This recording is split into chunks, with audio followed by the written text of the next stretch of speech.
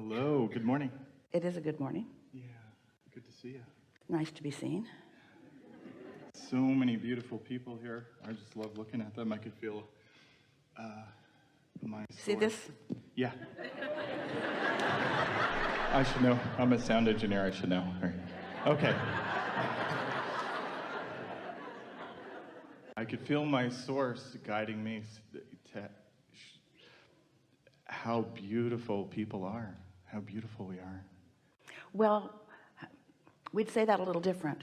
Okay. That's how your source always sees them. Yeah. So you felt your source guiding you to that. Yeah. You were calibrated to your source, so that's what you felt. That's alignment. Yeah. Yes. Yeah. Yes. Wow. And the knowing, I know it's really helpful to just know you're in the right place. You just feel it. That's what the calibration is, isn't it? You reach for it, you find it, you feel it. Sometimes you don't find it and you know that. Sometimes you do find it and you know that. It's like tuning a guitar. It's like tuning anything. As a sound engineer, you really understand that, don't you? Yeah. Or as anyone who plays a radio. Yeah. You have to tune to the station to hear it. Yeah. I get little corrections sometimes where something really inconvenient happens and I feel myself starting to get frustrated. And then a moment later, or like someone cuts in front of me in traffic and I'm like, oh, now I'm late. And then I have this immediate correction where I'm like, now I know I'm in the right place for my next, whatever, better rest of the day. And if you interpret it as, oh, now I'm late, you just kind of go down that. If you're being on time or late is dependent upon whether one person cuts in front of you, you need to leave a lot earlier. True. That's one of the things I really want to talk about is, and I know so many of us do this, so I feel like it'll be helpful to explore for a moment. Well, the reason we're playing with you like that is because you all do this. You test things right down to the wire. In other words, you just push your luck so far. And what we are really wanting this conversation, not this today, conversation to activate within you is this understanding of when you get out ahead of things, then you're not always on that bleeding edge where every thought must be precise in order to save your life. You can get out ahead of things, and then every moment can be rich and expansive and full of insight and pleasure. You don't have to be right up against the edge. And something about that, we're giving you a little more than you're asking for here with your words, but it really is something in your vibration that we want to address. And that is, you're not being challenged by the universe. This is not a contest of wits.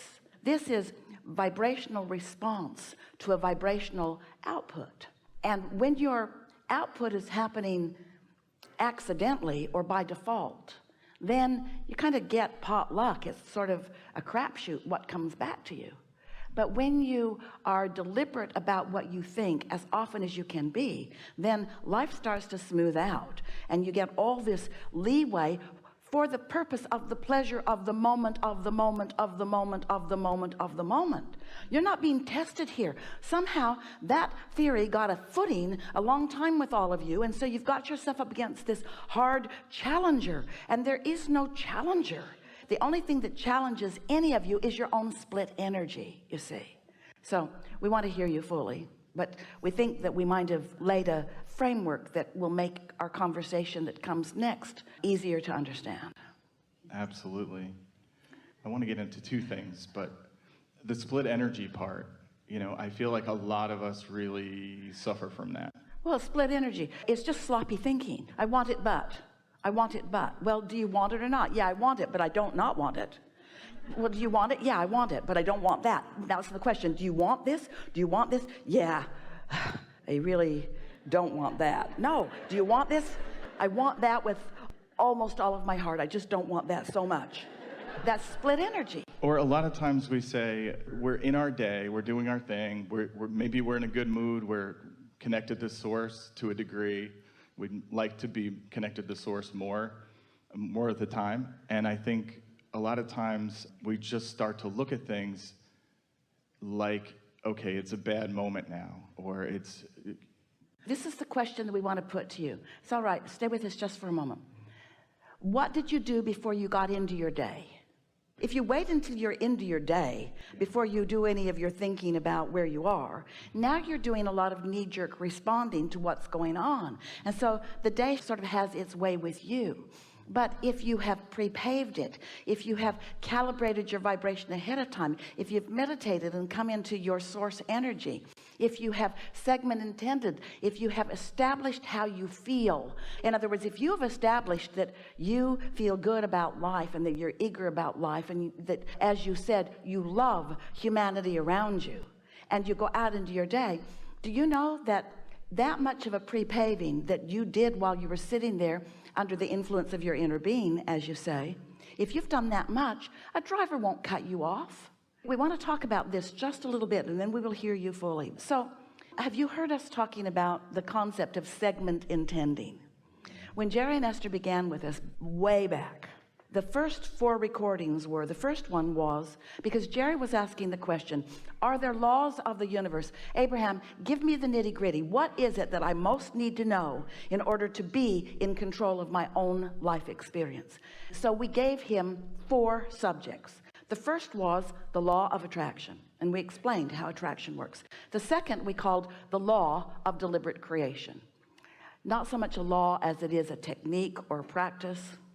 Esther interpreted it as the word law because she could feel how serious we were about it. So it felt bigger than a practice. It felt like a law. So that's what this first recording said.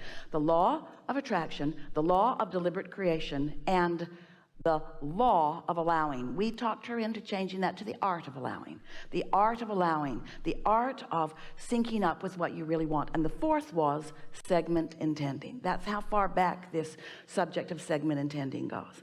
So what segment intending, the way Esther received it from us in those days, was holding your own intentions for the segment that you are moving into.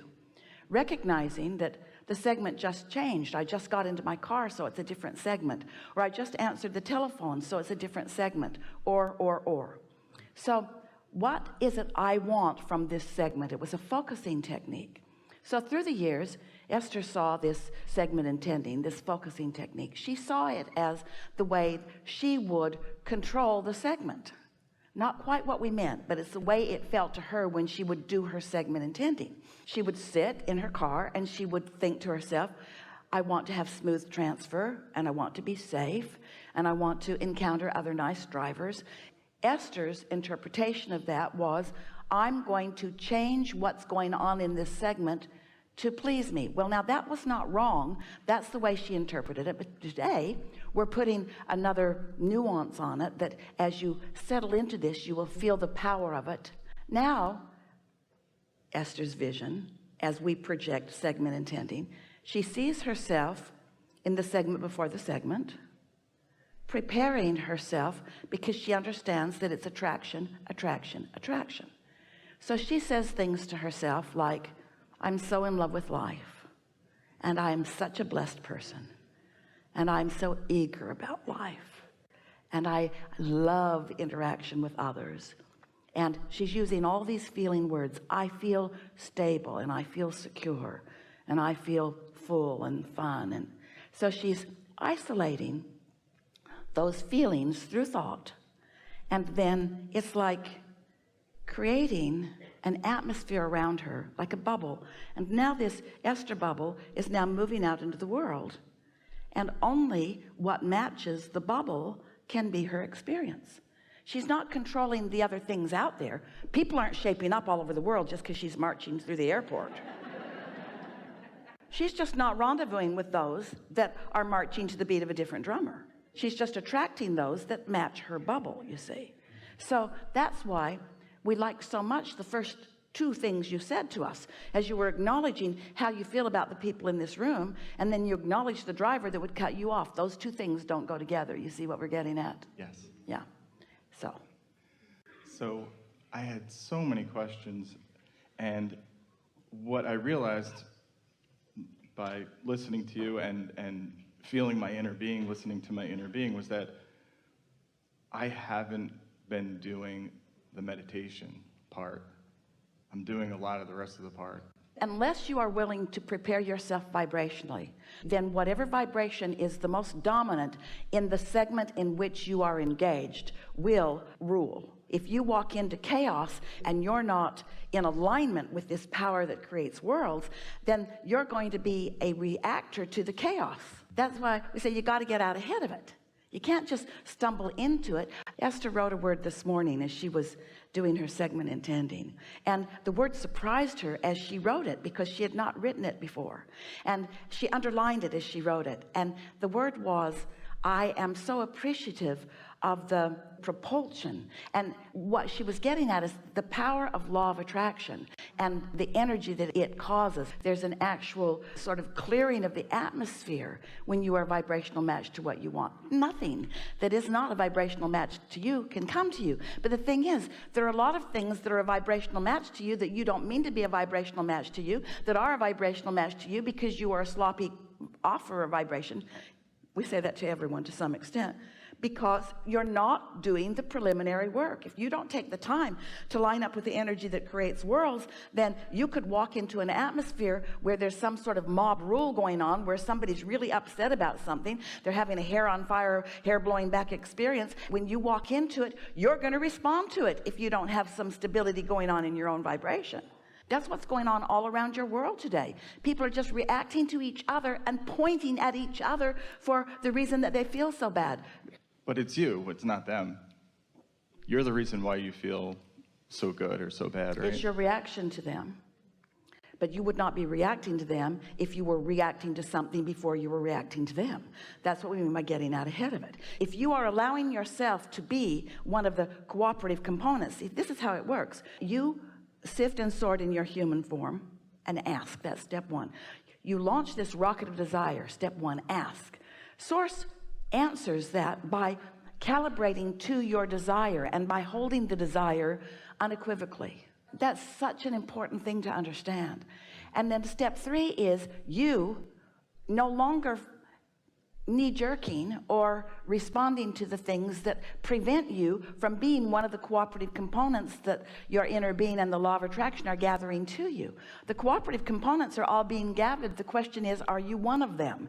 And the answer to that for most humans is no, not quite yet, because I'm still defending and blaming and justifying. So even though I've launched a rocket, and even though it's off and running, and even though my inner being has calibrated it, and all the cooperative components have been gathered, and the path of least resistance has been carved out for me, as I stand in that defensive mode, still explaining why I need it, I hold myself apart from it, and that's why I feel negative emotion. And so the way that you don't do that so much is by, when there's nothing going on to which you are reacting, when you are in the quiet of your own space, where you can sit for a few minutes, 20 is quite enough, and quiet your mind by focusing on something boring like the dripping of a faucet or the hum of the refrigerator or the air conditioner, or some boring thing that doesn't get you off on a wild goose chase about one thing or another. As you focus on something, your mind will quiet, and as your mind quiets, your vibration will rise, and as your vibration rises, you will join the vibrational frequency of your inner being. And when you do that, then that becomes your point of attraction. Do you understand the power of that? By thinking nothing, you quiet your mind and you join the vibration of your inner being, who's thinking everything about everything that matters to you. Oh, to calibrate to that frequency, there is a momentum, there is a propulsion in that, you see.